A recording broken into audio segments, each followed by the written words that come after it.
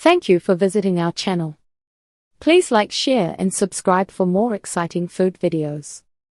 Welcome back to part 2. If you missed part 1, check it out first to learn the basic fried tofu method. Today we'll add flavor ideas, storage tips and common mistakes to avoid, so your tofu is always crispy and tasty. Add the tofu in a single layer. Do not crowd the pan, or the pieces will steam instead of crisp. Cook without moving them for a few minutes so a crust can form. When the bottom turns golden, turn each piece gently with tongs or a spatula. Keep cooking and turning until most sides are golden and firm to the touch. This usually takes 8 to 12 minutes, depending on your stove and the size of the pieces. When done, move the tofu to a plate lined with paper towels to soak up extra oil. Simple flavor ideas, from snack to stir fry. Once your tofu is fried, you can keep it simple or dress it up fast. For an easy Asian-style side, toss hot fried tofu in a mix of soy sauce and a little sesame oil. Add sliced green onions or sesame seeds if you have them, and serve with rice or steamed veggies. For a meatless wing-style snack, coat fried tofu in buffalo sauce. Serve it with celery sticks and your favorite ranch or blue cheese dressing, just like classic wings. For everyday meals, add plain fried tofu to veggie stir-fry, grain bowls or big salads. It brings protein and a satisfying bite, so the meal feels more complete. Tips, storage, and common fried tofu mistakes. Even with a good method, the first batch of fried tofu can feel tricky. Sometimes it comes out soft, pale, or broken.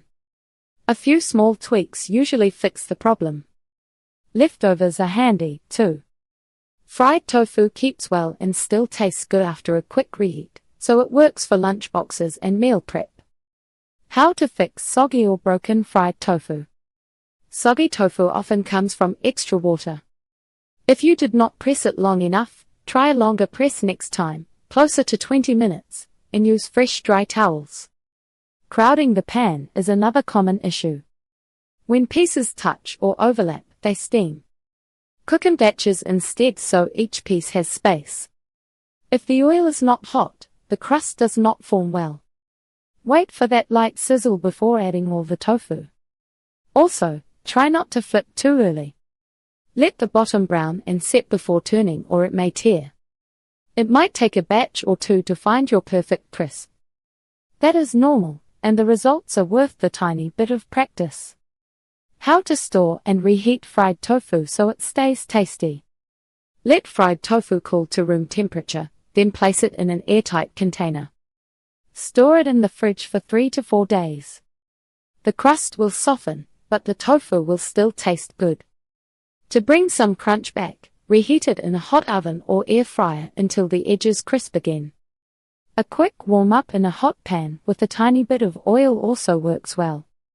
The microwave is fastest, but gives a softer texture. That softer tofu is great in bowls, soups, or quick noodle dishes. That's it for part 2. If you liked the video, make sure to like, comment, share, and subscribe for more cooking tips. Thanks for watching, and stay tuned for our next video. Thank you for watching. Please remember to like, share, and subscribe.